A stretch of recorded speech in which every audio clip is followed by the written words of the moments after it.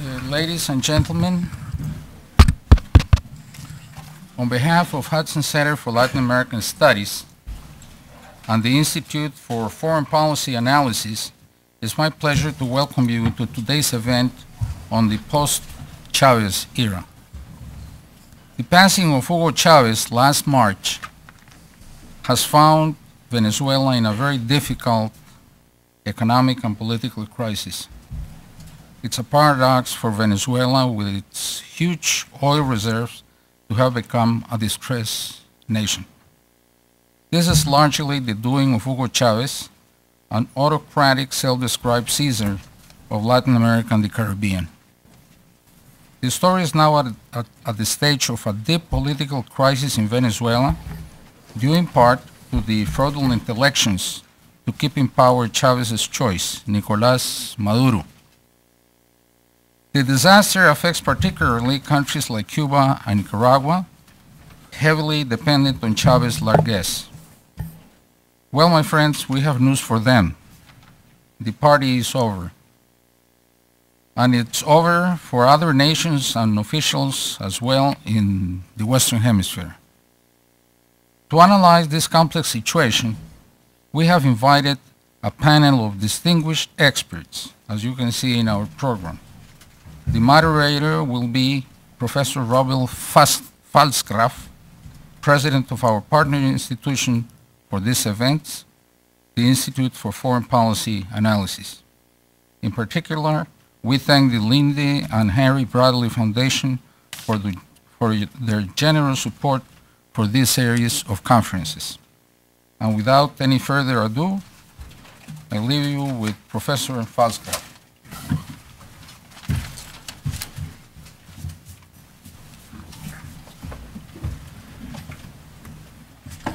Well, thank you very much, Jaime. It is my pleasure to be here today, as it has been and continues to be, to work with Ambassador Darrenblum on this series. For the past several years, the Hudson Institute and the Institute for Foreign Policy Analysis have organized this Democracy in Latin America seminar series. Our focus in this series is challenges of radical populism. That is, democratically elected governments whose leaders systematically and methodically subvert basic rights and pack the fundamental institutions and instruments of governance with their loyalists. And I'm referring here to, of course, the executive, the legislature, the court system, the electoral authorities, as well as other entities in the broader society, such as the media.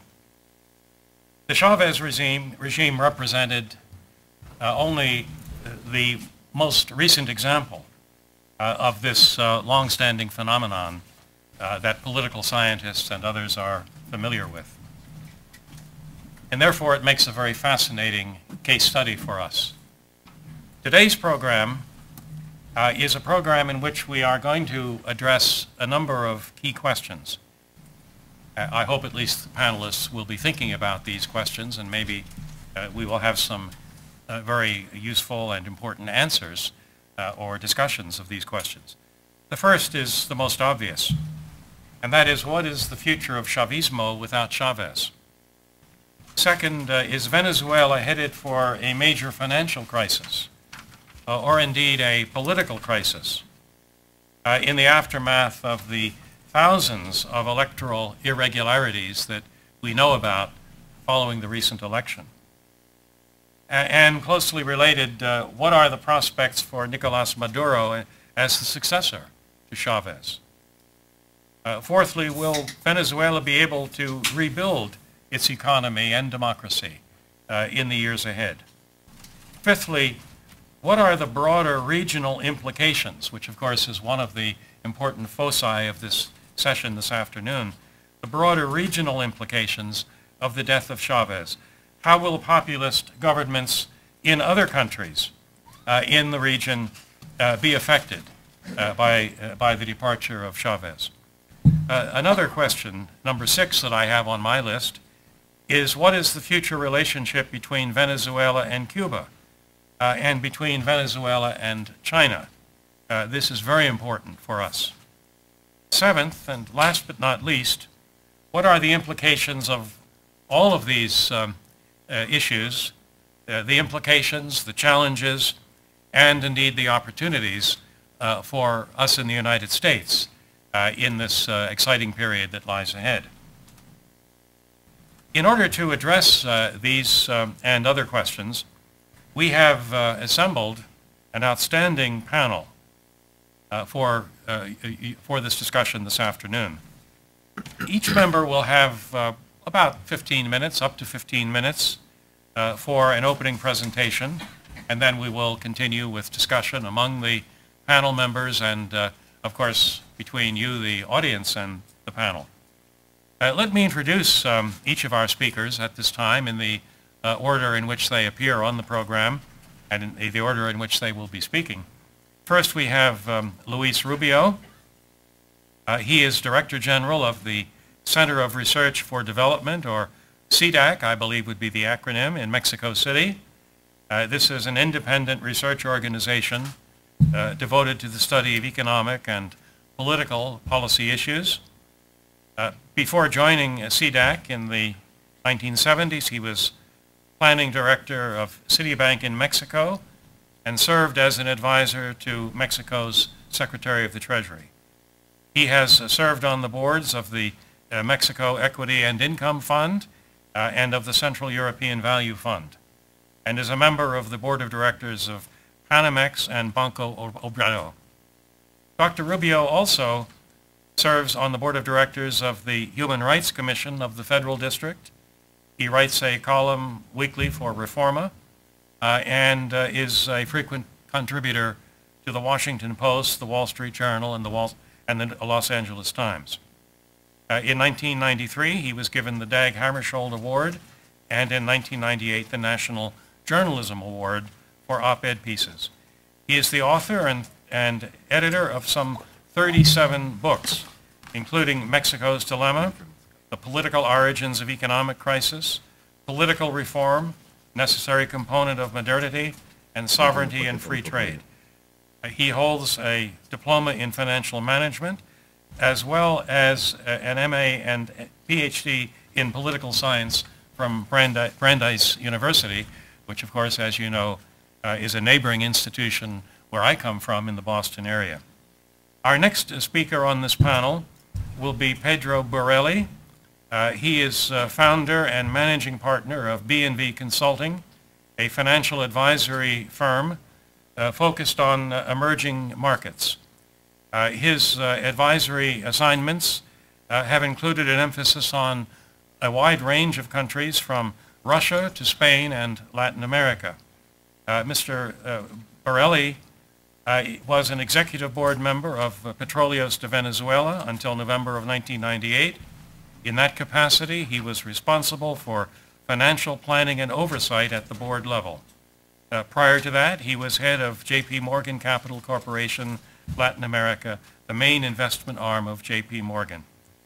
So he has also a very interesting background that he brings to our program this afternoon. And also he holds not only a degree from the University of Southern California, but an MPA degree from the Kennedy School of Government at Harvard. And then we have Sebastian Sayag. He is associate professor in the Department of Political Science at the University of California, San Diego. He received his PhD from New York University and has previously taught at the University of Pittsburgh. As a political scientist, his research interests cut across the fields of comparative politics, political theory, and political economy. They include the study of institutional design and change and the effects of political institutions on policy outcomes. His primary focus, as you might imagine, is again Latin America. He has published work in the American Journal of Political Science, the British Journal of Political Science, Comparative Political Studies, Comparative Politics, Economics and Politics, and other journals as well. He is visiting research scholar at the Inter-American Development Bank. And last but not least, we have Antonio Jose de la Cruz, who is Executive Director of Inter-American Trends, a nonpartisan policy research organization that analyzes issues of Latin American security, growth, economic growth, and freedom. He has, for more than 2 decades, had experience in the Venezuelan energy sector, and also has outstanding work in the political and security analysis fields, as well as inter-American relations. He has served in senior positions in the Petroleum Oil Company. He is also an associate of Vision Americas, a consulting firm here in Washington, and in that capacity provides expert advice on Latin American economic issues, security, and political issues as well, including, I might add, terrorism. So it is with great pleasure that on our collective behalf I welcome our panel, and let's begin then with our first speaker. And you may want to stay seated, or you can come up here, either way, whatever you prefer. Thank you very much. Good afternoon to all of you. I'd like to dwell on sort of the consequences and some long-term trends that the Chavista experience might leave towards the future, as I see it from the outside. There are, of course, many ways one can approach the Chavez phenomenon to gauge its longer-term implications. One could simply look at the way the government was set up in Venezuela, the way it prosecuted people and imprisoned people, the violence included in it, the expropriations, all sorts of abuses and the like. This is one line I am not going to take, simply because I am neither an expert nor the focus of what I have been following for the last several years. I would rather want to examine some of the salient features of Chavismo in terms of the political transformation it has created in the region, and then I'm going to speculate how the region is shaping up in the dusk of the Chavista experiment. There have been many leftist presidents with revolutionary pretensions in the world. What makes Chavez different is that he had an almost unlimited purse, and that is what made the experiment so different from the past. There have been many populists before in Latin America and elsewhere, but none as rich and capable of using those monies. And Chavez spread out the oil rent as far north as the Bronx in New York, and certainly in his own neighborhood in ways that are still to be determined in terms of the long-term consequences. It has, in that regard, had an enormous influence in the transformation of the structures of power in various ways in the continent, and that's what I'd like to dwell on. Of course, there were many excesses, but the long-term impact is, I believe, much greater than the excesses, and that's what I would like to address. In terms of Venezuela specifically, or the Chavista experiment specifically, the 3 decades or so that preceded, or the 2 decades by then that preceded the Chavista experiment in the region, were characterized by 2 changes that implied an enormous shift for the region. Some started earlier, some started later. One was political liberalization, the second was financial stability. Those 2 changes did not change the reality of the poor in most Latin American countries. And that's where the Chavez experiment has had, I believe, an enormous, or the most powerful impact. His genius, if one wants to call it that, was to find a way to garner the votes of those that had been left astray by the reforms that were taking place in the region. And that was what ultimately undermined the prevailing hegemony. And that, I believe, is why things will not go back to where they were before. A second perspective is that one can like or dislike the Chavista governments, Chavez and the governments that he funded, but they did succeed in structuring electoral majorities. And again, this is a significant change and shift. In many cases, they replicated the policies in terms of corruption and populism of the right-wing governments that existed in the region before. But they did so, A, with electoral legitimacy, and second, despite everything that they did, he was, and those governments are not Videla or Galtieri or similar experiments in the southern cone, the harsh right-wing dictatorships. It is that electoral majority and the weakness of the opposition that has kept them in government. At heart, their secret has been to address ultimately social inclusion, which had not been addressed, and which other countries like Brazil, Mexico have been addressing or tried to address in different ways precisely to avert the consequences that led to Chavismo. Therefore, the greatest long-term impact of the Chavista experiment seen from outside, I think is first forever altered the electoral demography of the region, and that's true in Bolivia, that's true in Nicaragua, that's true in Venezuela itself. Second, the poor now know that their votes count and can be used to extract benefits. And so, in this regard, the political structure of these countries has been radically altered. And it has also altered those that have seen the experiment and tried to react to it and respond to it in their own, even if Chavez was not directly involved. There's one scholar I often talk to, says that Chavez also funded an amusement park in Nicaragua, and that has had the benefit of getting all the youth of Nicaragua, or at least of Managua, involved and spending time there, which in his assessment has made it possible for them not to be involved with the drug trade. So not all of these events have necessarily been bad, particularly in such a complicated neighborhood.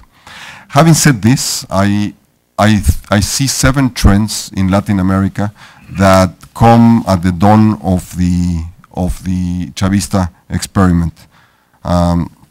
After the dawn of the end of the Chavista experiment. First, one is the Cuban transition that is beginning to, or has begun to take place. I think that this is the single most important and risky process in the region. Both if it succeeds as well as it fails, it's going to have an enormous impact. It could lead to a new type of capitalism in a very odd way. It could also lead to the dismemberment of the structure of governance with dire consequences for the region, and particularly for the Caribbean, Central America, and Mexico. Raúl's reforms now involve more people, or have benefited, if one wants to use that word, more people than those that are working in the collective farms of Cuba. So a key question is whether this is going to be a gradual process that lands more or less safely, or there's a risk of collapse. The risk of chaos, meaning migration, violence, and security, is altogether real. If biology helps, the ongoing changes will lead to political liberalization. It's already noticeable behind all the noise that exists. It's noticeable how things have begun to change politically in the island.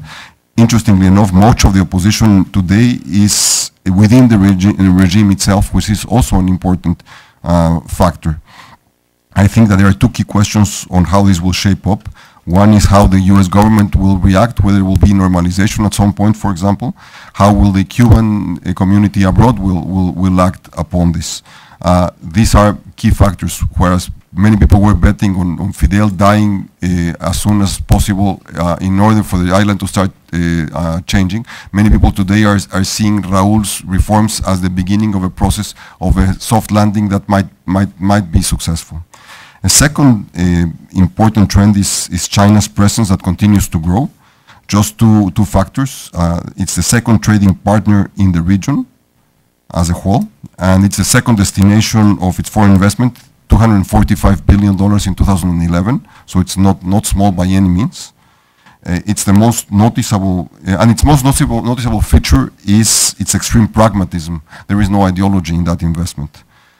Third trend is the end of the Chavez-Fidel axis, which is transforming regional alliances. Today, and it's likely to lead to the end of the era of ideological confrontation of the liberalizers against the Bolivarians. That's shifting, and I believe it's going to shift much farther. Raúl and Maduro will undoubtedly be more pragmatic and I believe weaker than the old Fidel-Chavez alliance. The Pacific Alliance, meaning Mexico, Chile, Colombia, Peru, is now being joined by Panama and Costa Rica, and Uruguay and Brazil may well tip the balance. So there's a lot of effervescence along these lines and less ideological disputes than there used to be. Fourth trend is that immigration reform in the US could redefine the region and could create the foundation for competitiveness that has not existed, also strengthening the stability of some key countries, particularly in Central America. It all, of course, depends on what ends up being done, how broad the development mandate and strategy that comes out of it ends up being. At the very least, however, it could lift an enormous source of pressure off very risky places in Central America. Fifth trend is that advances in the security front. Colombia keeps leading the way. If it succeeds in getting a settlement with the guerrillas, it would open up enormous opportunities.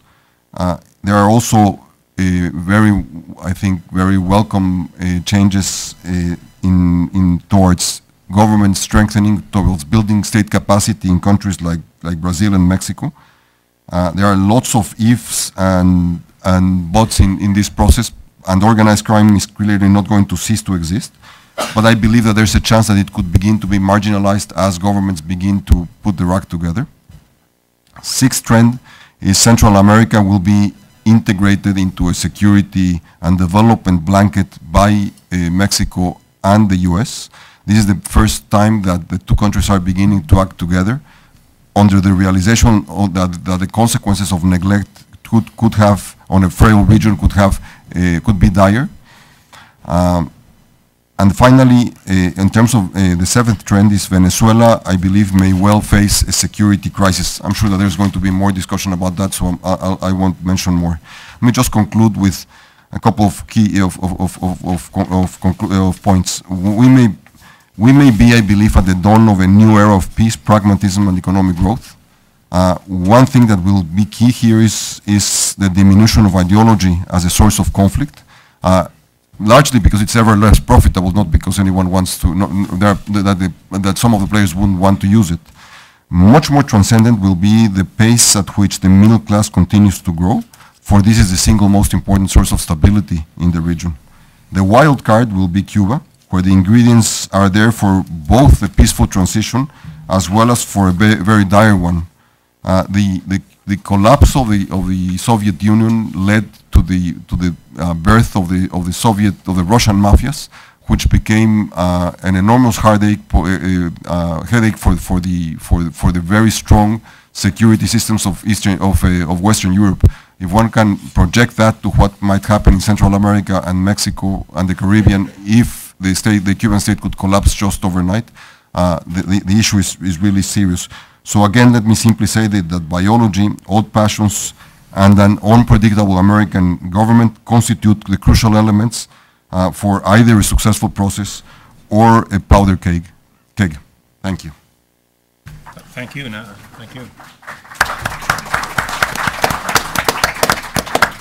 And now we turn to our next panelist, Pedro Borelli. Before I start, I'm going to do a pitch for Apple products. I'm going to read my notes through my iPad. I'm actually going to time my presentation to 12 minutes, and I'm going to stop when my iPhone tells me that I have to stop. It is actually very difficult, and just listen to Luis's presentation, in the richness of the issues that he highlighted. We could actually spend a whole day looking at this. This is a fantastic point of departure to actually re-examine a great deal. That's because of PowerPoint. Exactly.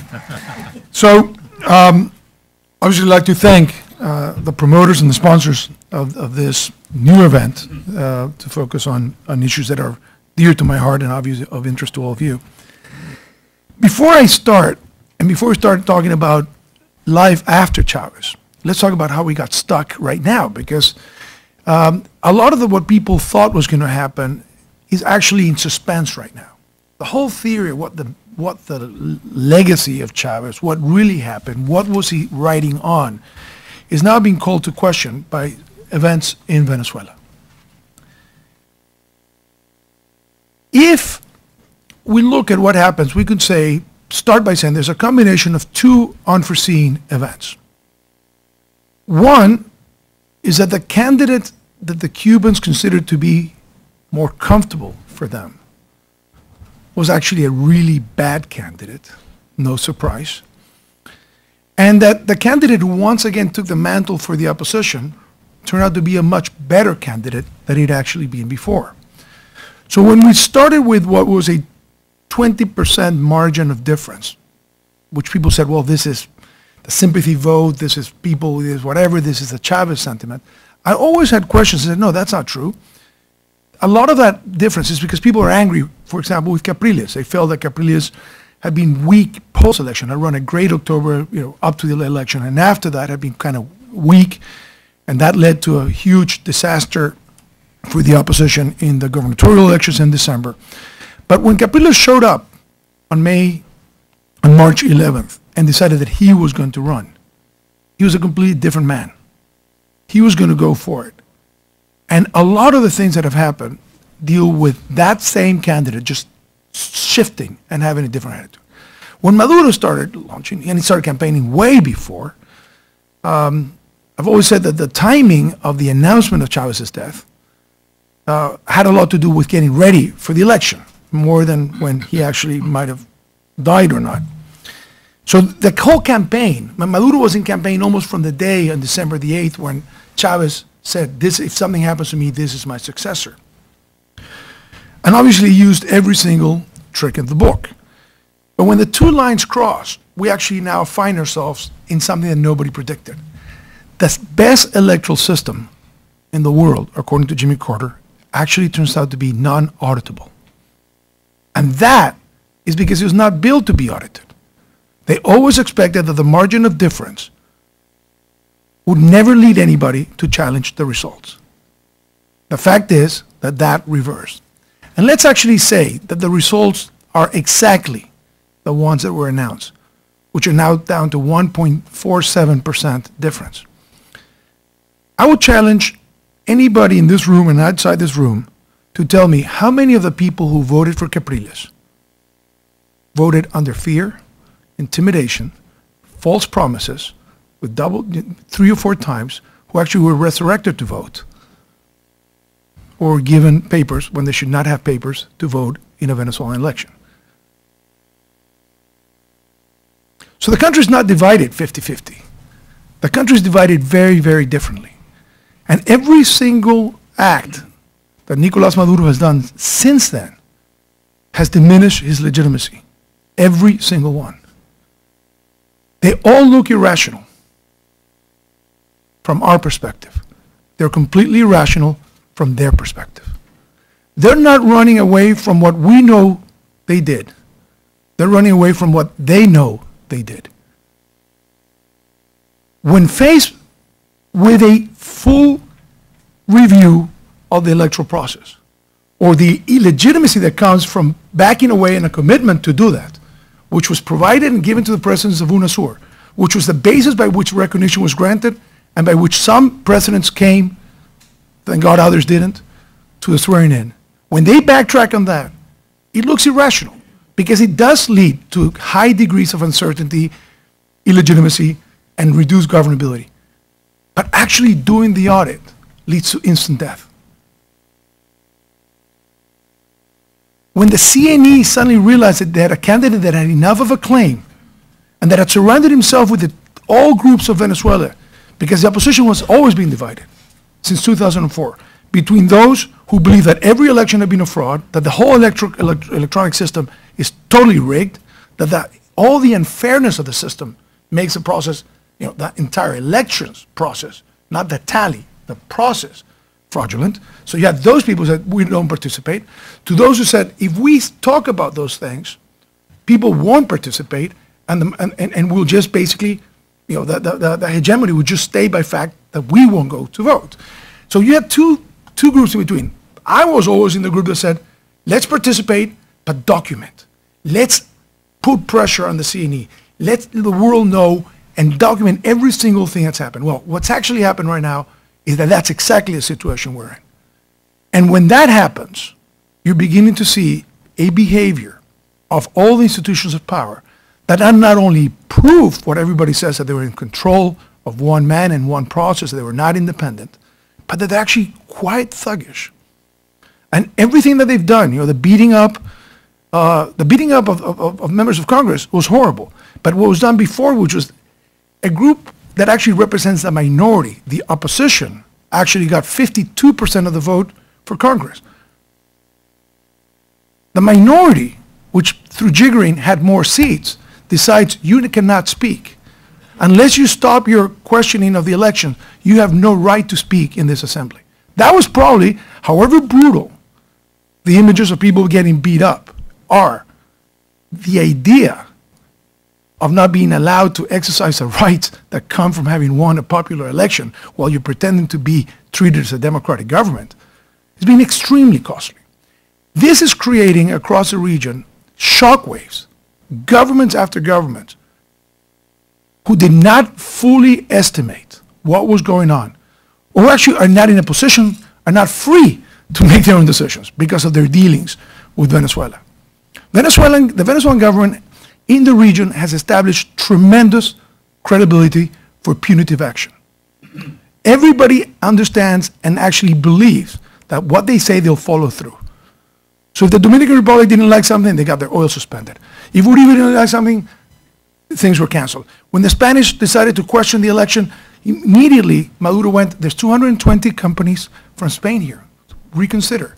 But the foreign minister actually made the phone calls to some of those companies, telling them what would happen to them the next day if the Spanish foreign minister would not reconsider. When the Peruvian foreign minister, representing now the presidency of UNASUR, asked for dialogue and change, Maduro immediately removed the ambassador from Lima. So the issue is that Venezuela has established a tremendous credibility as a punitive element. And that brings me a little bit of retracting. What is this that happened in the region? What happened in the region is the export of our domestic model. Venezuela's model is based on the easy distribution of very easy wealth. 20,000 people produce the wealth that 29 million people in Venezuela want to partake from. And our democracy was built in a system of distributing that wealth according to a set of rules. What changed with Chávez is that that wealth became bigger by virtue of high oil prices. But what really changed it is there was a punitive element added to it. You don't wear that red shirt, you don't get anything. And they actually made sure that you pay the price. So it was punitive and it was enforced.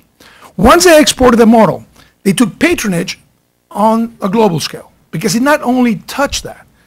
So they started capturing positions and friendships and votes using bountiful amounts of money, which I think what Luis made a reference to. There had never been anybody with no checks and balances and with such a big checkbook.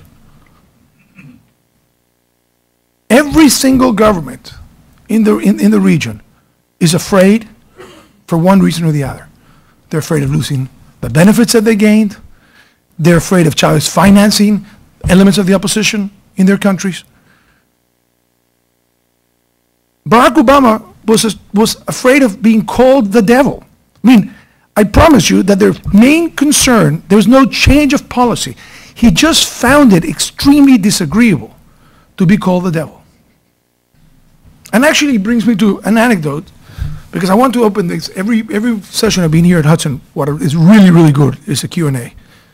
Because the variety of people that come to this place lead to that. So that's why I don't want to take a lot of time in this opening things, because I want to get to that area. But I'll just tell an anecdote that describes a lot of the miscalculation. When Chávez died, the image that everybody saw, even Saturday Night Live was smart enough to put it on, was the image of Chávez standing up in the podium at the UN and saying, the devil was here, I can still smell the sulfur. That was without any doubt the proof of Chávez's communicational genius. He practiced it. It was not improvised. But he delivered it amazingly well. The impact and the recall of that event, what people do not recall is what followed, though. And that's much more important. What followed that was a 20-minute rambling speech that the interpreters of different languages stopped translating because they could not translate. A press conference of 2 hours in the press room of the UN that stopped all other people who were coming behind him to have and hold press conferences there. So he abused his right. He then went to the Bronx, to a church, and started attacking President Bush, called him a drunkard. Charles Rangel, congressman, Nancy Pelosi, came out full-fledged in defense of George W. Bush. The biggest defense I ever saw by a Democrat of their hated Republican president. Now, that's not all that happened. The reason Chávez was there is because he was seeking a rotating seat in the U.S. Security Council. He had spent amounts of money that you could not believe, buying the votes of countries that you have no idea where they are, offering money that you could not believe. $4 billion had been already committed around the world for that vote. When the election was held 2 weeks after that great speech, he was resoundingly defeated. Resoundingly defeated. His idea had actually been to move to New York and take a seat in the UN Security Council. So that actually leads me to believe that the worst mistake we all made with Hugo Chávez was to underestimate him. But right next to it, the worst mistake we all made is to overestimate him. Thank you. Thank you.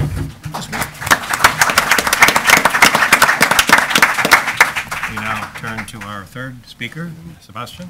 Thank you. Let me start by thanking Ambassador Darren Bloom and the Hudson Institute for the invitation. It's always a pleasure to be here.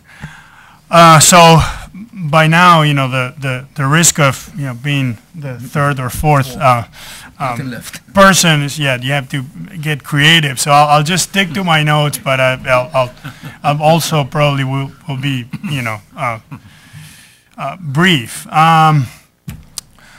So in my attempt to be, I don't know if creative, but at least to create a little bit of ground for a discussion, I think one of the direct consequences of Chávez's death, of course, is the recent anticipated elections and what we make out of them. And I think here, one of the issues that I would like to highlight is whether we can, with a lot of confidence, classify them as fraudulent or not. And I've done some research and some work on, what it's called, forensic work on elections, and to give you the bad news, my sense is that it's going to be very, very hard to find significant evidence to show that there has been fraud. So, don't get me wrong, I'm not saying that they were not fraudulent, I'm just saying that if they were, it's going to be very, very hard to find evidence to that effect. Can we infer that there were malpractices because of Maduro's actions? Sure, but again, playing devil's advocate, who likes recounts, right? I mean, I'll just say one word: Florida, right? I mean, recounts are a risky business, right? You don't want a recount, right? I mean, then, even in the place where you would think that, you have the greatest of guarantees, you have people looking at hanging chats. I mean, recounts are a risky business. So, the bar is really high when it comes to fraud. Now, was it a fair competition? And I think here is where we should, or at least something that he's easier to identify than fraud. Right? I mean, just to consider these simple examples. Suppose that we have a basketball game and one of the team can use players who are 6'5", 6'5", and the other team can only use players who are 5 foot tall. I mean, after that, you don't need much more. You don't need to have the referees in your pocket. You don't need to double count the, I mean, you don't need to do anything else. I mean, it could be the cleanest game. And so, my research on fraud, I mean, sometimes, some of the cleanest elections, as judged by whether, ballots have been, placed, irregularly in the ballot boxes are in places where obviously we know that, these are not fair competitions. Cuba, Iran. Because, to some extent when, the amount of intimidation or the preparations to the election are such that, everybody knows what's going to happen, then you don't need to resort to these, last-minute tricks of, stuffing ballots. I mean, there are different ways of, rigging an election. And in fact, that's one of the indications that these might not have been.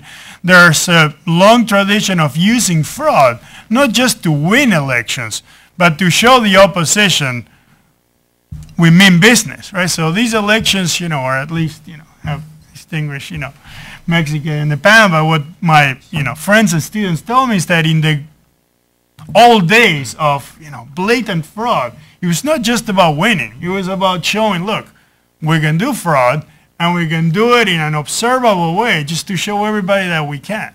Right? But when fraud is done in an unobservable way, and especially if they are really, really as smart as, we think, or they were able to hire people to rig these computers, if they did, it's going to be really hard to, it's almost like a losing battle. I mean, it's going to go to court, and then, of course, it's going to be some cost there because the members of the court were appointed by Chávez, but still, I mean, these will keep on dragging things along. So, I think the focus should be on they were not competitive to begin with, regardless of whether ballots were stuffed or not. Now, in the short term, what has these, I would just say, like, going back to the analogy, you have this non-competitive situation where one team has all the resources and the other one doesn't, and still it looks like it's 50-50. Well, then something went wrong, right? Or at least, and I think that's the other, in my view, I'm not an expert in Venezuela, but what caught my attention the day right after, or the night of the elections, was that Diosdado Cabello sent a tweet saying, we must have done something wrong if the exploiters are voting for those who are exploiting them. And first I said, well, that's odd that they will have this degree of criticism. But upon reflection, I realized he was aiming not at themselves. He was aiming at Maduro. So I think, one of the consequences of, having rigged the game and still not being able to have a clear-cut win is that, it's going to create even more friction between, let's call it the military side and the, civilian side, if I may, of the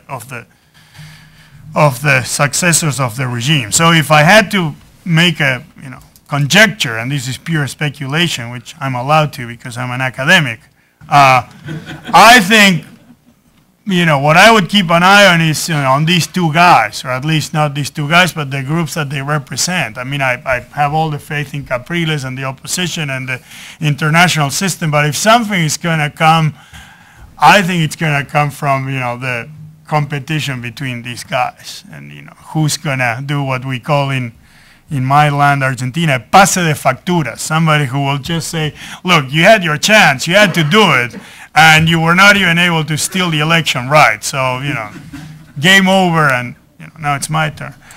Now, long-term consequences, I think, regardless of what happens, and even if, in the next electoral cycle, the opposition wins, I think, and here I'm going to just use another analogy, and when the talk was introduced, the phrase Chavismo without Chavez was pronounced. And of course, again, as a native of Argentina, made me think of Peronismo without Perón. And that has not been kind to my country, at least in my humble opinion. So, but we can also look at, Nicaragua, right? And, I mean, the Sandinistas lost in the 1990s, and they came back with a vengeance. And in fact, Ortega himself came back. So I think, Chavismo, like Peronismo, like Sandinismo, I mean, these experiences have, maybe not, again, I'm speculating, but they tend to have these long effects over time where dismounting these,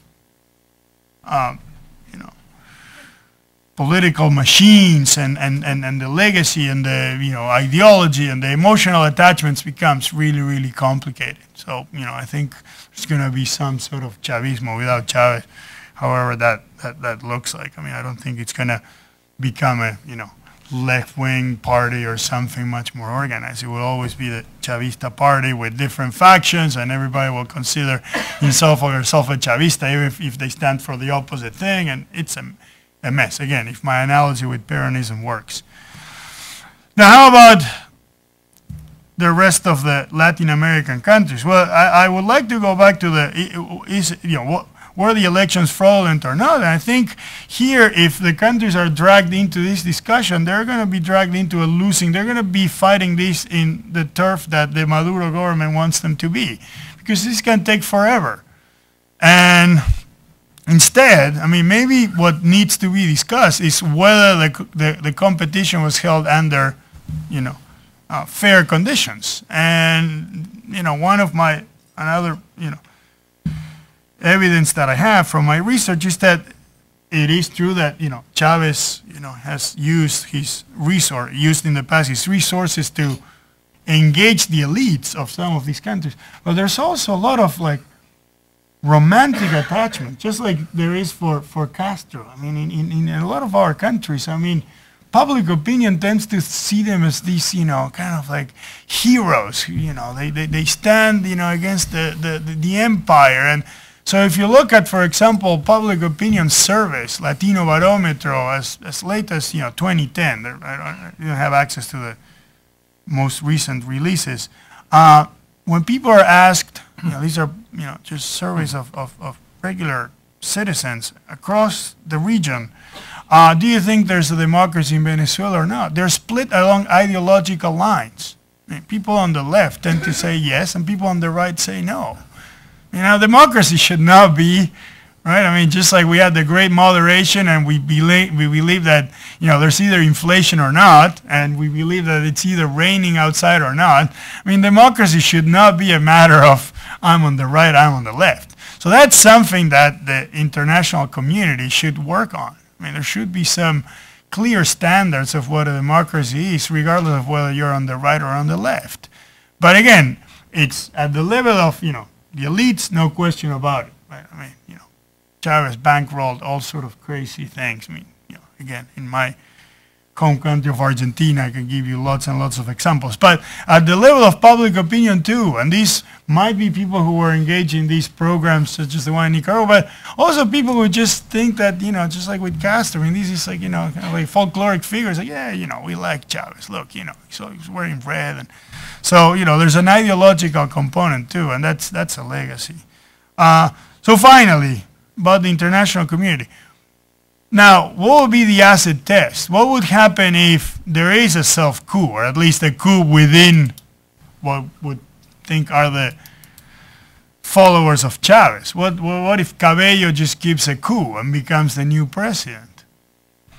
Then would we see the OAS, or would we see the UNASUR condemning this coup? I mean, that's going to be really interesting, right?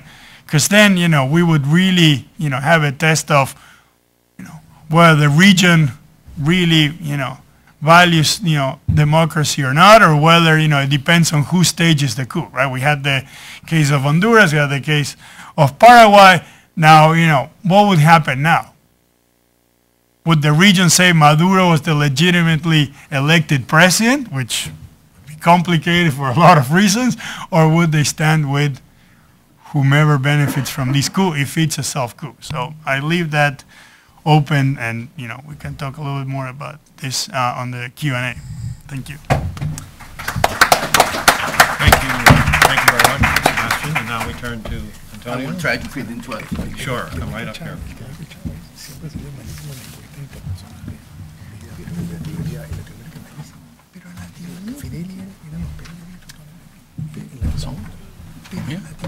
Presentation, I have slides.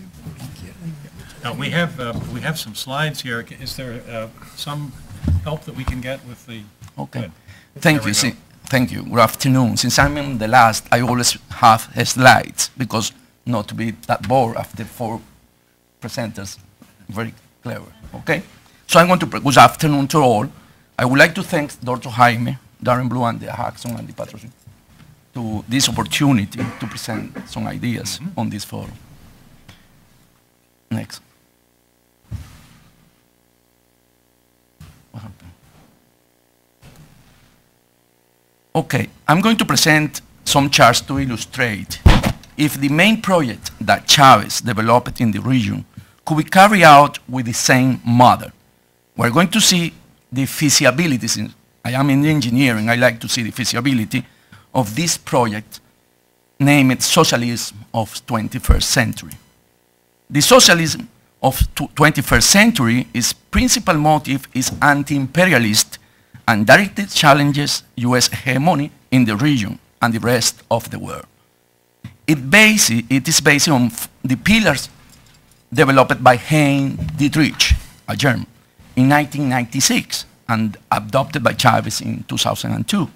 These aspects are the development of regional economies, participative and protagonist democracy, a social-based organization, and equivalence economy. On the development of regional economies and equivalence economies, the two main projects are the Alliance for the Bolivarian People of the Americas, ALBA, which main object was to oppose the TLC for the Americas in 2003, and its main purpose is to promote social, political, and economical integration among countries such as Venezuela, Cuba, Ecuador, Bolivia, Nicaragua, and 3 islands from the Caribbean.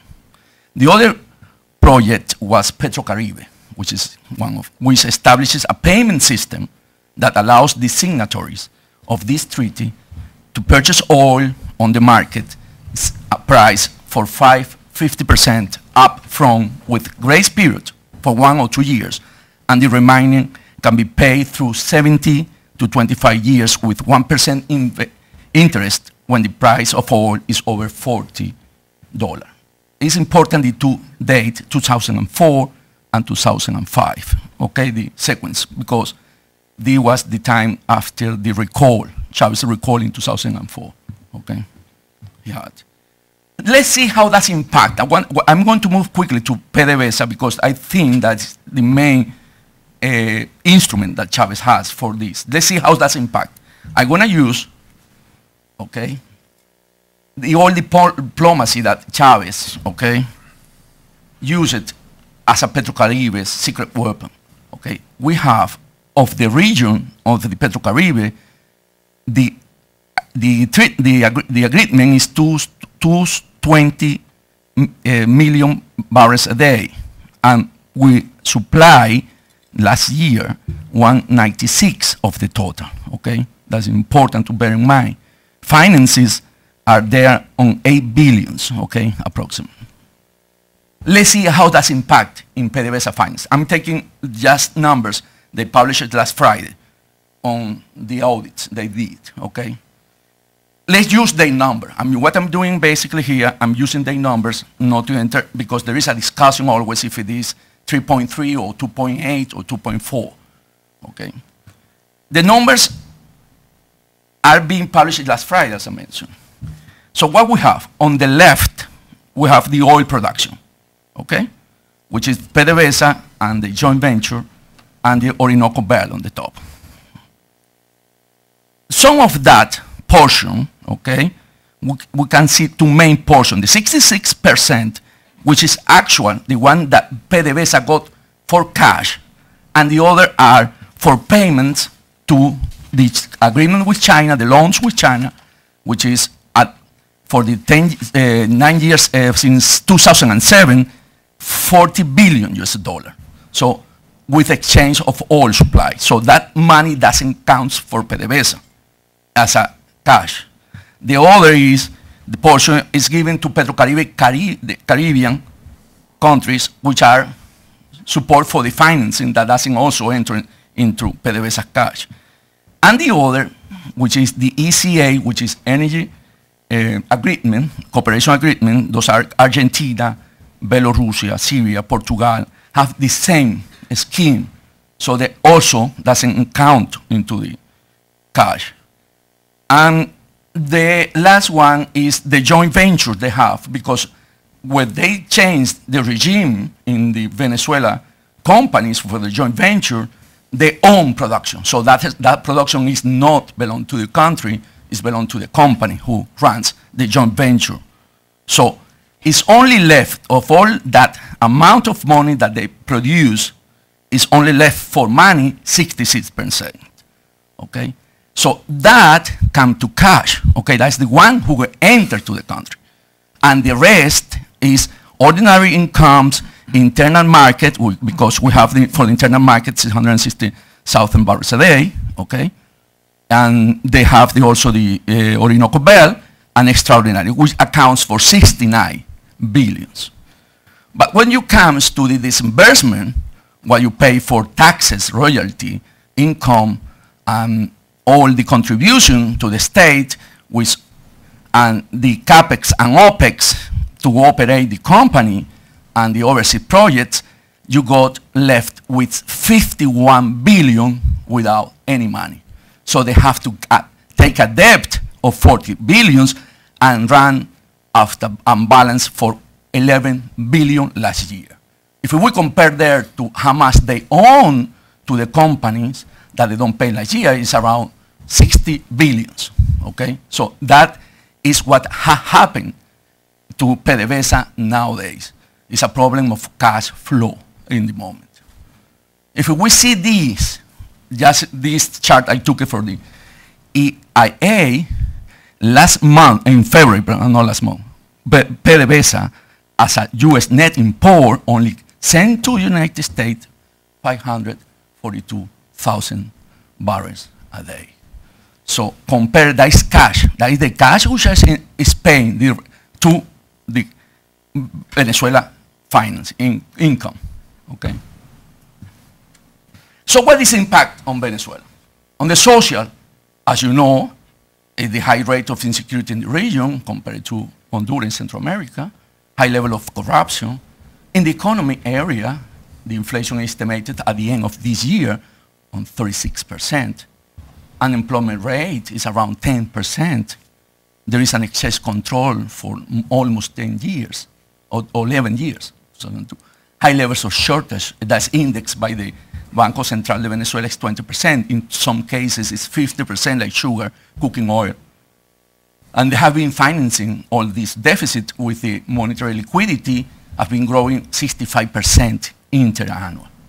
On the production side, the import level of goods is around 70%. That means the production level inside Venezuela is very low, equivalent to 50 billions US dollars yearly.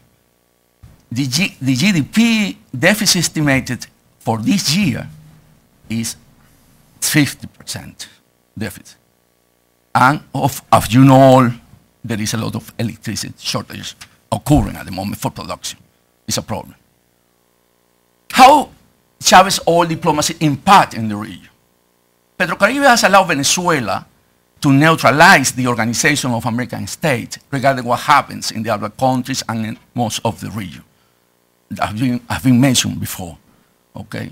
PDVSA has been an enabler for the socialism of the 21st century through his funding, basically. Funding for 9 years of the Bolivarian project has created a critical cash flow situation into PDVSA. In 2012, represent 9%. And for this year, with an estimated of $100 barrel, which is now drawing down a bit, is 98. The same production, considering that one, and the exchange rate, 6.3 bolivars to $1, the estimation is a 33% of cash flow deficit. It's very hard, the situation at the moment. That is the estimation at the end of the year. So 33%. Next. Okay, what happened? So who's sustaining at the moment? What, as we were talking, what's it going to be in the future? Okay, the four major players in Venezuela at the moment are Russia. It should be Hugo Chávez more than Putin there, okay? There is a debt with us because the arm dealing with 12 billion and also the drug handling there. There is a debt with China, which is the one who have been supporting Chávez while he was helping the Latin American region. China was supporting with loans for handling their own situation. Okay, with 40 million now, the debt is around 22 billions, but that is guaranteed by oil payment.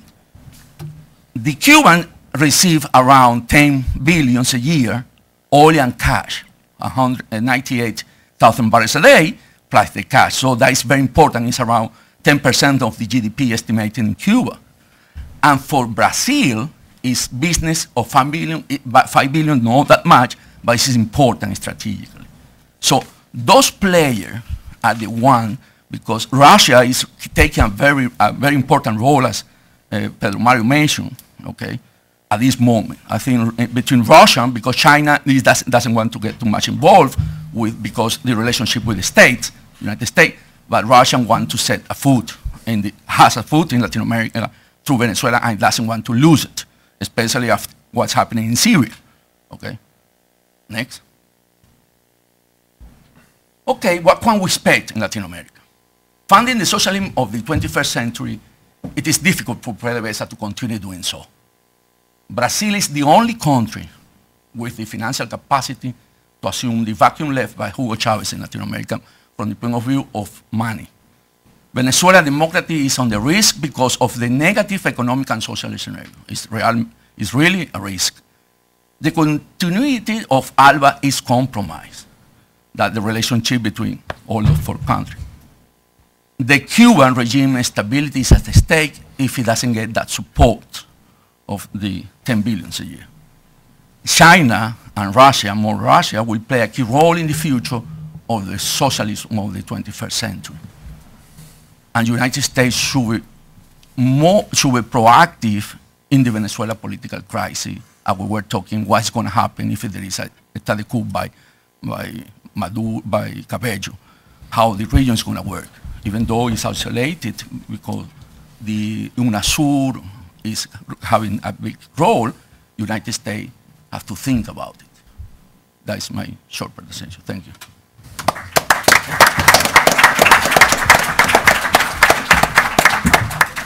Well, let me thank the panelists, not only for the excellent presentations so far, but also for keeping very much within the time constraints that we have here. Now, do we have any burning issues that members of the panel would like to talk to each other briefly about before we turn to the audience? Or should we bring, would anyone like to add anything to what has been said? I'd like to add a lot, but I'd like to hear. I think we all would like to hear from the group here. So who would like to ask the first question and make the first comment? Yes, please. Please identify yourself and wait for the microphone. It's on its way.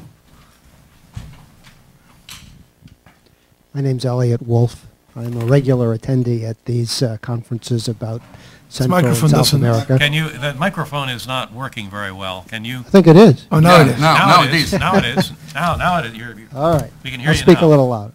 My name's Elliot Wolf. I'm a regular attendee at these presentations on Central and South America. And I have a very brief question, I think.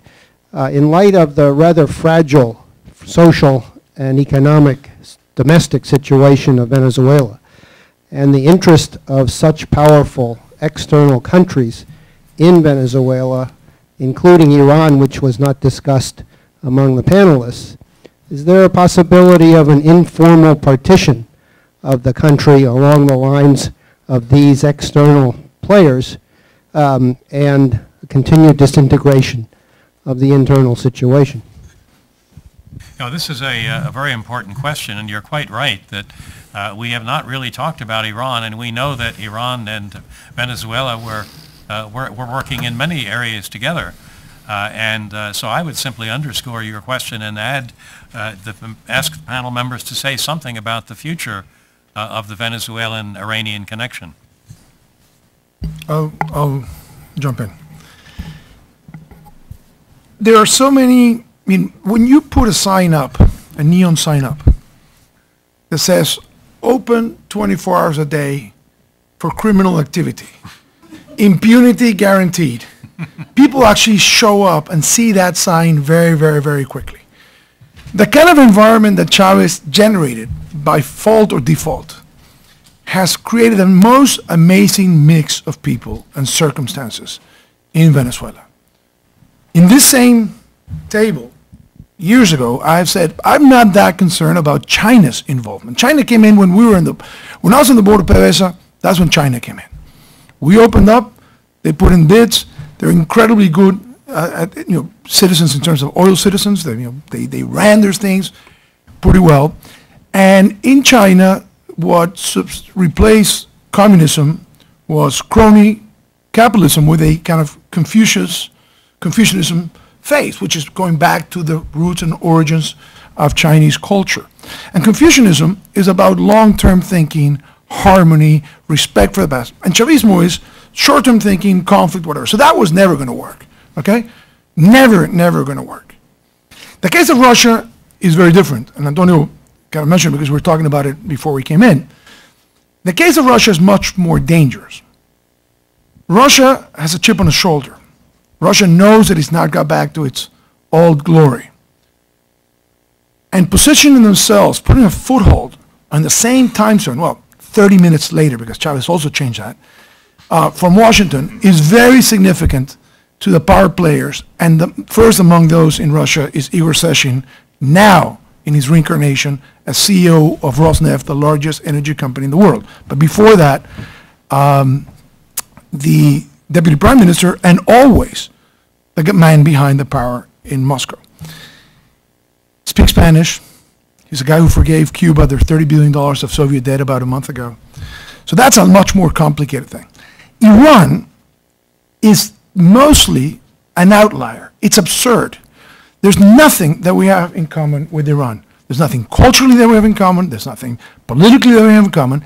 And oil, the only thing we have in common in oil is that both countries need high oil prices in order to compensate the wreck of their oil sector. That's the only thing that brings them in common. But because of this relationship, it has opened this as a fair play territory for bad elements of Iran who are fundamentally involved in the narcotics business. And a lot of what's being made about nuclear stuff and all that stuff, I think nobody believes it. Okay? The New York Times would love to print it, but it must not be there. A lot of people talk about it. There's some nefarious criminal activity. Okay? I think they also, from the intelligence apparatus, are probably advising the Venezuelan intelligence apparatus of how to deal right now with people who are out there protesting and finding ways of nonviolence to protest elections, because they were very effective squashing the Green Revolution. That really scares me. Okay? That kind of transfer of technology is very, very, very dangerous. But I'll say one thing about Cuba, just because in terms of division, I don't think Venezuela is about to be divided in any way, shape, or form. Okay? Venezuela, as I just said to you, okay, and if you were in Venezuela and you were listening to pots and pans at night for 1 hour in every single town and city, you would realize, okay, that's amazing. People are banging their pots and pans for 1 hour all over the country. When it stops, the Chavistas don't start. When Maduro won, there were no celebrations in the country anywhere except where the cameras and him were. There's not a single picture, not a single piece of video that you can show of people in Venezuela in rallies and whatever celebrating the continuation of the Chavista revolution. Okay? I think the guys, the Cubans, the Iranians, the Russian ambassador, foreign correspondents, okay, the Bolivians and Nicaraguans, who sit there and have to listen for 1 hour of Ponce Panks every night, must be questioning, what the hell did we get ourselves into? And I'll tell you one thing. If one country has got Venezuela wrong, it's Cuba. Cuba has been reduced after 50 years to 7 variables. The Castros control 5 point something of those 7 variables. Venezuela has 7,000 variables, and the Cubans control 5 point something of those variables. They have no idea of what a complex society is all about. Maduro was not the first candidate that Fidel Castro had. Elias Jagua was Fidel's favorite. And if you look at it, at who that guy is, you understand how lost Fidel is. And I'd like to make a comment on Luis's issue, just because it's all related. The struggle within Cuba is between 2 groups of people that have a very different view of their relationship with Venezuela. One who depend on Venezuela to maintain a failed model. Those are the Fidelistas. The others, the Raulistas, who believe that Chávez has allowed reforms to be postponed for 10 years and are tremendously frustrated. So Chávez has not been a godsend. And if you actually look at something very important, talking about popularity, Chávez has never had a rally in the Plaza de la Revolución. He was never allowed to speak in the Plaza de la Revolución. He never went to Holguín to talk. He never went to Santiago. He never went to Santa Clara to speak. He's not a public figure beloved because they know that if they put him out there, people are going to get angry because they know that he financed 10 more years of repression. And Fidel is not that dumb to highlight that effect domestically. What is really happening in Latin America, which is the most interesting thing that Chávez did, was CELAC. Because in reality, CELAC has been the mechanism by which, creating this new mechanism, having Chile agree to be the first president of CELAC, and then handing over the leadership of CELAC to Cuba. In a way, Sebastián Piñera, who should know better, was saying to Raúl Castro, your 54-year revolution was okay. Go ahead and lead us for the next year, with skill and success. But in a way, what he was also saying is, we don't care about democracy. Just open your country up so that Land Chile can land there, so that Odebrecht can have more contracts, and it's okay. Because at the end of the day, one of the sad things about our region that does have the rules, because it does have the democratic charter, so we do have the best rule book of what a democracy is that people don't care. Brazil doesn't care about democracy at all. They just care about contracts for their big construction companies that dominate politics in that country. So what Raúl was told is, go ahead, go forward, become what you want to become, which is Vietnam, morph Fidelismo into crony capitalism, which is the way communism is morphed in Russia, in China, and in Vietnam. That's okay. Go ahead. And I think the clash in Havana right now is, if we play our cards wrong in Venezuela and this whole thing blows up, we could actually lose the goal that it's now within sight, which is transforming the society without anybody demanding that we actually do a lot of democratic reform. So the conflict in Havana is actually fascinating, okay? And all those doctors, those 50,000 of probably, most of which probably would like to stay in Venezuela, okay? They're listening to the anger of the Venezuelan people. And they're listening that one of the growing angers is that everybody is upset because the Cubans are calling too many of the shots with Maduro, with Jagua, the foreign minister, and with Molero, the defense minister. So there's a lot of stuff that's going on, and the whole Cuban experiment is fascinatingly hanging on how they play the next few weeks in Venezuela. Because a massive struggle in Havana is people saying to the Fidelista group, you guys overplayed your hand. Trying to put a stupid guy like Maduro as a candidate because you thought that he'd be the most subservient was a big mistake, because now we've exposed the whole experiment. Would anyone else briefly like to comment before we move on to another? My name is Wayne Young with Port of Harlem Magazine, and one of the things I found interesting in listening to the discussion is that a lot of the words that a lot of the panelists used are very similar to the words that the likes of Sarah Palin used against President Obama. And one of those words I heard in particular was that his supporters were given faulty promises. But since we're talking about Latin America, my question is, in particular, is that one of the things I've heard missing, or that I didn't hear, was how the Afro-Venezuelans play in this, and that a lot of them support Chávez. So why are they supporting him, what is he providing them? And if there is a post-Chavez, what would your group provide them to make them happy and to meet their needs? Did you hear the question? Yeah. Okay. Who would like to comment? Well, let me, again, sorry. The issue, the beauty of the Afro-Venezuelan issue is that it doesn't exist.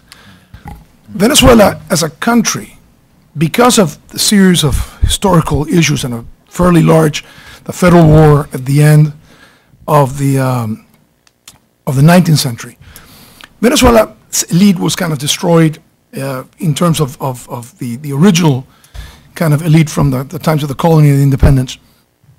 And very soon after, when oil appeared, land became less important and trade and whatever. So we became in a little way like a Lebanon. Or, I mean, it didn't really matter where you came from. You were in the play, you were in the game. Sometimes you were importing, sometimes you were exporting. So it's a society that was a lot more permeable. You don't find in Venezuela anything like the Club Nacional and the Union Club or the Gun Club or the Jockey Club. None of those extremely elitist kind of separate things. Most of our politicians were of mixed race, were of different colors. What Chavez did, which was very sad, is that at one point, through advice that he got from some people here, they tried to create, for lobby purposes in the U.S., the concept that this was a massive problem in Venezuela. And he got himself the initial support of the Black Caucus in the U.S. House of Representatives. Not many of those, go talk to Gregory Meeks, who's actually been a great defender of Afro-Colombians, for example, and has been very successful at doing that, and has been very successful because in Colombia, in a much more stratified society, much more elitist society, a much more,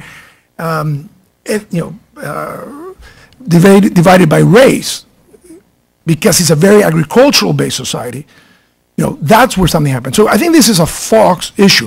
If you actually look at Capriles getting 50% and Maduro getting 50%, look, I mean, the 50% that Capriles got were not just whites, upper-class guys, because we only have basically a very small percentage of that people in that category. So in order to get 50% of the vote, you're getting a lot of everything. When Leopoldo Lopez was going to run for mayor of Caracas, which is a 5 million people, very diversified, he had 67% of the polls. How they solved the problem? They invalidated him. They did not allow him to run. This issue, I am glad to say that Venezuelans of every color partake in the problems and in the successes of Venezuela, for good or for bad. But I'm not going to allow, and I don't think that this is an issue, and it didn't work when it was tried, and it's not going to work right now. I see people of every color on the street. And I invite you to see the videos. I invite you to see the rallies. And you'll find in both camps people of all colors. Would anyone briefly like to comment? For example, Sebastian, you're a political scientist, and do you want to say anything about the demographics of the Venezuelan? Well, I mean, I haven't really done, this is going to be more of, my opinion rather than something that's been informed by research. But I think what I would like to see, and I haven't seen it, is the breakdown of,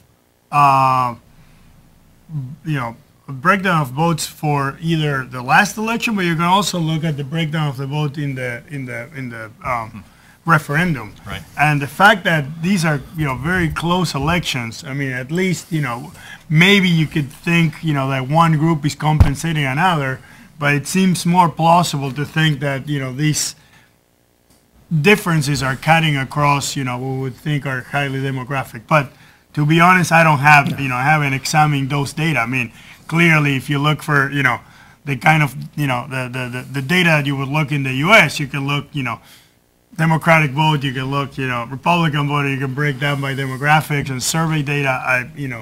My sense is that even if you could, despite what you just said, with some criteria you could, identify people by different demographic characteristics. I don't know if that would translate into some, cable. Now, having said that, I think part of what, or maybe going beyond, or part of your question is,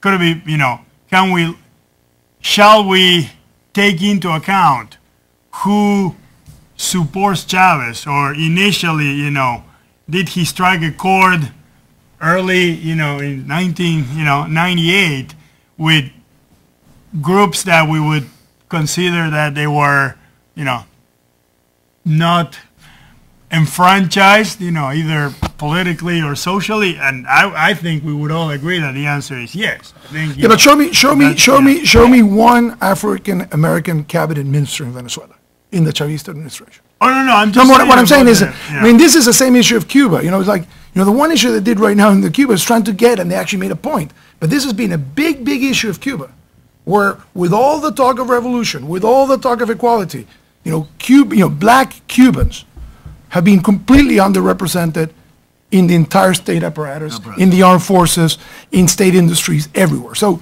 I mean, I would focus attention on the treatment of black Cubans before I even think about talking about, Afro-Venezuelans. Huh? Okay, well, let's move on to some more questions, and let's come up to the front first, and then we'll go to the gentleman in the back. So let's start here. Please identify yourself. Hello, my name is Nancy Menges. I'm with the Center for Security Policy and with their Latin American program. I'd like to, can you hear me? Yes, We yes. can, yeah. Okay. I would like to address my question and comment to Mr. De La Cruz and to Mr. Rubio, please. In talking about PDVSA and the oil, it is my impression that Chavez has tried to make up the difference between the lack of revenue from oil in terms of drugs, and that Venezuela has become a major drug transshipment point with drugs running from Colombia up through Venezuela, through the Caribbean into Mexico and into the United States. So that's my first question, if you could comment on that. And secondly, for Mr. Rubio, in terms of security issue, I would wonder if you could address Mexico, and I know President Obama was recently in Mexico, that President Peña Nieto has shifted gears a bit and is turning away from some of the security arrangements of previous years under the Calderon administration, and is now focusing more on economic issues. But the massive criminality coming out of Latin America has tremendous effects on the United States, and it's reported that approximately hundreds of cartel, there's a major cartel presence in hundreds of American cities, so that it's a huge problem, not only for Mexico, but for the United States. So those are my questions and comments. Well, thank you. Thank you very much for bringing these dimensions into the discussion. Crime, organized crime, criminal elements, and drugs in particular. So who would like to go at, yes, please. Yes. You Can were you hear asked, me? I think, Yes. to Okay. comment on this. Understanding your question, you're saying that the lack of oil income has been supplied by the drug trafficking through Venezuela. Is that the question? Do you feel that lack of revenue as oil production and the lack of efficiency from PDVSA, Yeah. that the Chavez regime tried and is perhaps continuing to try to make up that deficit by running drugs? Okay. You bring here a point that the FARC, okay, the FARC in Colombia are the one in charge of that trafficking in Venezuela. It's through the FARC relationship, Chavismo and FARC, is the way that that drug that is not going now through this way they used to have through the Pacific, they are going now to Europe, and as we mentioned before, it has been handling by the Russian mafia to Europe. Okay, that's one aspect, but that is only trafficking, which accounts around 4 to 5 billions a year. We're talking about a bigger deficit. The main deficit has been covered by China loans. Okay, China loans in 7 years is 40 billions. Okay, that help run the economy internally. Okay, while it's using the oil as a means to buy votes in international organisms like OEA and United Nations, his main object to satisfy the internal demand is with those loans. The problem is that the Chinese at the moment hasn't given any loan to the new government. that is a big worry for them because they haven't got enough money to run the internal economy. Okay, the drug trafficking in Venezuela allows to do a very small circuit of money internally. It's true. It's been used. They allow that, and it's some income that they're using to run the economy, but not at the big scale because that doesn't compare. Okay, it's not that because we don't produce it. Only it's the trafficking. Okay. Yes. I'd like to give two separate answers. Peña Nieto's government has shifted from the previous administration. In the campaign, what he proposed was to focus on protecting the population from the violence rather than on confronting the mafias. A government with full capacity would do both things. He was simply privileging the damage being done to the population. Once in government, they have not developed a strategy, they have not announced a new strategy. They are still putting their act together. So there is he's clearly privileging economic development, not because he's neglecting or not neglecting, time will tell. At this point, they really don't have a new strategy or a different way of doing things. In terms of the drug trade, of course there are cartels in the U.S. This is where the market is. It's the other name to call it is distribution networks. The reason why there is no violence in the U.S. Is simply because there is a proper, strong law enforcement apparatus, which doesn't exist in Central America, in Mexico, as of today. So if you look, the best place to see the phenomenon is to see two cities which are really one, Ciudad Juárez and El Paso. Ciudad Juárez is one of the most, or was one of the most dangerous cities in the world. El Paso is one of the safest cities in the U.S. There is no such spillover.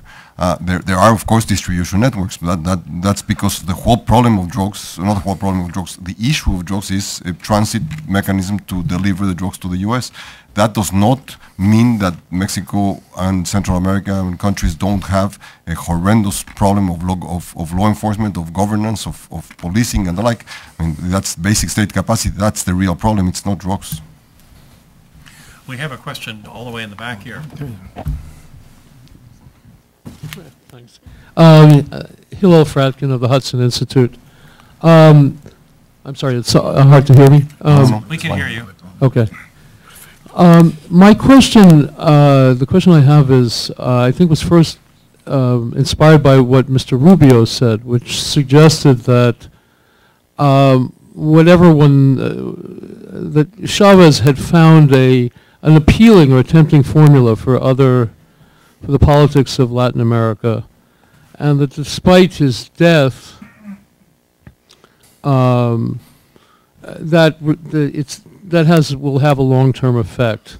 But others seem to suggest that a lot of the success had to do with Chavez himself, Chavez's personality, his energy, his use of oil money and so forth. And I was wondering, for the panel as a whole, how they assess the relative balance between those things.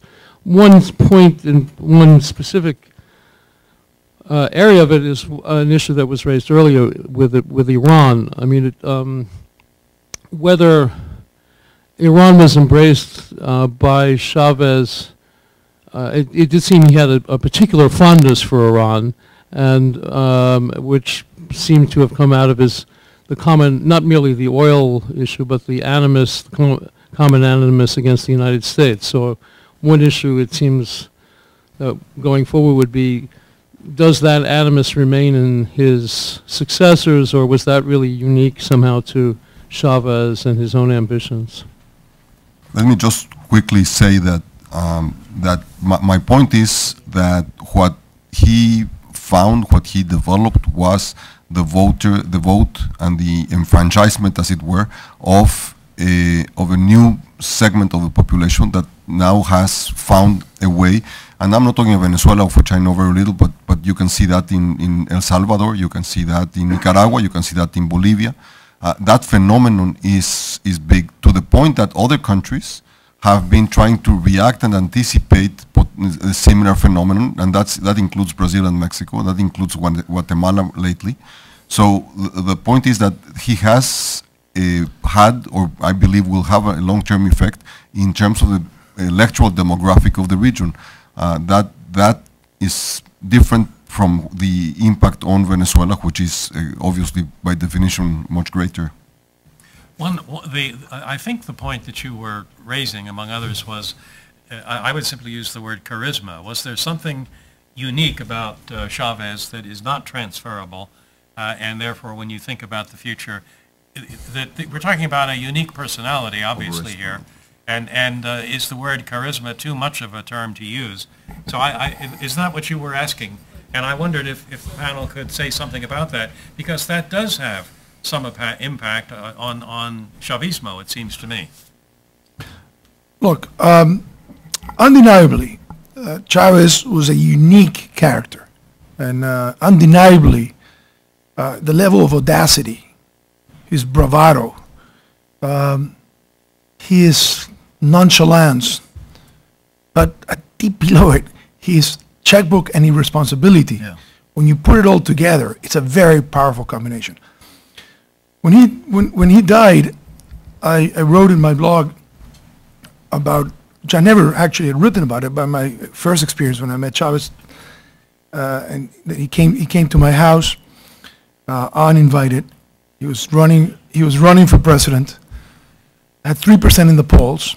So it wasn't like the people were begging for him. He had been out of jail for 2 years. And after he came in and said, I'm only going to be here 45 minutes, because he came with somebody who was indeed invited to have lunch. He ended up staying for 7 hours. And at some point in the conversation, he said, if I ever become president, and I said, look, I'm sure that you're going to win. He says, no, I can't win. I only have 3% in the polls. I said, let me tell you what I've observed in the 6 hours that we've been talking. I said, the first thing is that you're incredibly simpático, charismatic, charming, something which I did not expect from the image of him as a coaster and all that stuff, which is at the end of the day what he was. The second thing I find is that he's very quick on his feet. No matter where you try to get him, he would just like a boxer almost, really, really fast. The third thing I identified from the conversation is that he was endowed with something an uncle of mine used to call an encyclopedic ignorance. It was truly amazing from A to C how much this guy ignored. I mean, the comments that he would make, even on issues of oil, which was, at that moment I was on the board of PDVSA. I mean, you said this guy went through a military academy of a country that depends on oil and knows nothing about the geology, about the engineering, about the logistics, about the economics of oil. What do they teach at the military academy? Where was he when they did teach, petroleum economy? Because I know it's a subject that they take. The fourth thing I told him is you're totally irresponsible. And that's why you're going to win. It's a combination of these 4 traits that will make you unbeatable. A lot of people will underestimate you, and a lot of other people will think that you're a genius. You will lie with reckless abandon because you never even know that you're lying. So that's the beauty of this guy. This is an incredible political animal. I mean, it's the prototypical, the dream, if you went out and wanted to create Dr. Frankenstein as a politician, this is what would come out. But he was also very unstable emotionally, very erratic. And that led to the chaos that we live in Venezuela. And that led to actions and behaviors that scared the neighbors. I mean, people were very upset. I mean, George Bush never mentioned, ever mentioned the name of Hugo Chávez, which is an unbelievable case because Hugo Chávez called him every single name in the book. But George Bush and Obama and Clinton, because he started with Clinton, understood that this guy was best left to his own craziness. Because if you started talking back to him all the time, you make him even bigger. So the common policy of the 3 administrations has been basically to fundamentally ignore him. And that angered him. So back to the question about the U.S., is this going to stay or not? With Maduro, no matter what, it's going to get worse. Because he's more in control with the Cubans, of course, and the only thing that the Cubans need is to tell the Venezuelans that unless they depend on them, the Cubans who come to, the Americans who come to take them out. So the formula the Cubans have used and used with Chavez is make him really paranoid, feed him all kinds of information that they gather from their intelligence apparatus in Washington, in the U.S., and their kind of lunacy factory, feed it to Chavez, and Chavez was paying all that money. Those 10 billion barrels wasn't for doctors, was for security. That's why he's paying the money. I mean, Maduro, with the level of illegitimacy that he has right now, will be even more dependent and will go back to the same formula with even more abandon. So I think the relationship between the U.S. and Maduro, however long it lasts in terms of Maduro, is going to be very rocky, despite the best efforts and sometimes naive approach of people in the State Department that thought that this was all an electoral game. Because if it was an electoral game, now it's become a post-electoral game, which is even more serious, and there's more to lose if you don't create a foreign enemy. Now, we're rapidly running out of time, and I see we have quite a few more questions. So here's the technique that I think will work for us, since we have just a few minutes left. If you would all ask your questions as briefly as possible, and the panel would jot down answers and make very brief summary conclusions, and I emphasize very brief. So any questions? Let's get them. Let's start here. And again, hurry up with the microphone here. So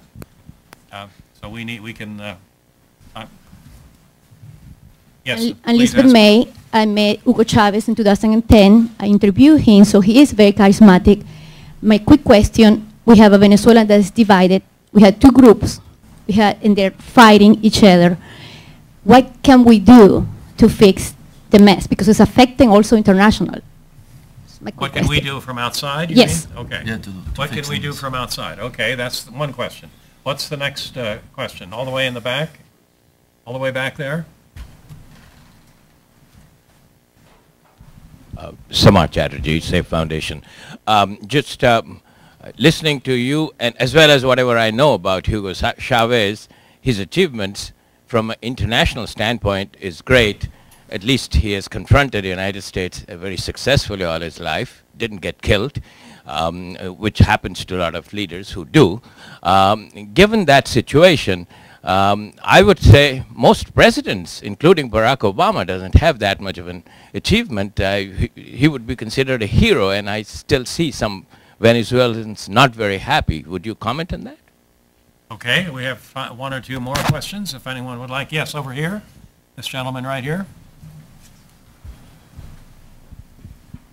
I'm Berduan from China's Guangming Daily. I have two questions. One is addressed to Mr. Cruz. In your statement, you mentioned that the U.S. should be more proactive in the crisis of Venezuela. So could you a little bit elaborate how the U.S. will be more proactive?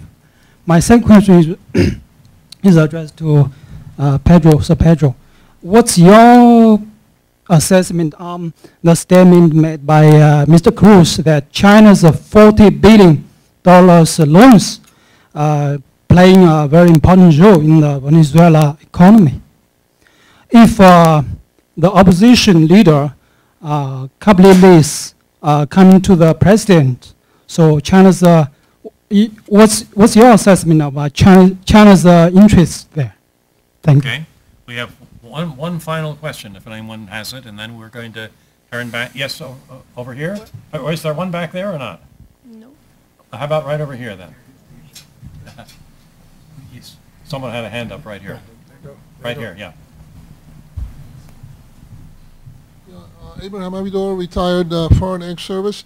Could you please comment, for the sake of completion, about the impact, influence on relations with European Union, Spain being the old mother country, and other countries in Europe, please? Okay, well, we have quite a nice array of questions here, and I hope in answering these questions you'll be very brief. Let's begin with Antonio and work our way across the panel here. I address the question how U.S. could be more proactive. Okay, the way nowadays you have to work is through diplomacy. So how the U.S. could be more proactive is talking to these players, talking to Colombia, who has a good relationship with the government, how to emphasize in this transition, talking to Brazil, which is a key player in the region. We have also a good relationship with the United States, and to China and Russia. Those are, I think, if I will expect something from the United States, is talk to the big players in the game. I mean, talking that these countries have this situation, we should look for a better future and try to work in that. Okay? Okay, please, Sebastian. Well, I just say, maybe I'll repeat myself, but the description that you were giving of Chavez, I mean, I couldn't, help but thinking about Perón, right? I mean, you could almost use the same, and so, that's why, I don't know, depending on where you stand, you can be more or less pessimistic or optimistic. I think you cannot, I think it will be really hard to disenfranchise the Chavista voters, and how to integrate them into the democratic game. It's, the Venezuelans have their work cut out for them, because, just look at the Argentinians, and it took a long time. I mean, it's very hard. I mean, some members of the opposition, maybe not now, but in the future will be tempted to try to bring some of them as their constituencies. Some will think that that's something that should not be done. Can they participate democratically with a new leader? I mean, it's hard. I mean, will they create a serious political party, or will they, still think of themselves as part of a movement that it's above parties? It's a tough one. It's a tough legacy. Okay. Well, I'll deal with the Chinese question. As I think I said, and I'll say it again, the largest investment that China made in Latin America was in 1997. That was the first large investment. It was through an open bidding process in which they outbid a lot of companies, and they came in. That had not been preceded by either political or even strategic conversations company to company. It was simply a bidding round. Information packages were sold, and people bid for that. I believe that China is not our biggest problem at all, and I believe that China understands that.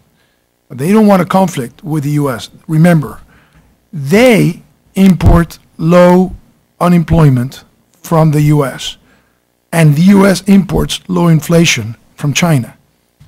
This is a relationship of mutual dependence, and they're not going to pick a fight, however tempting it is, in the Western Hemisphere.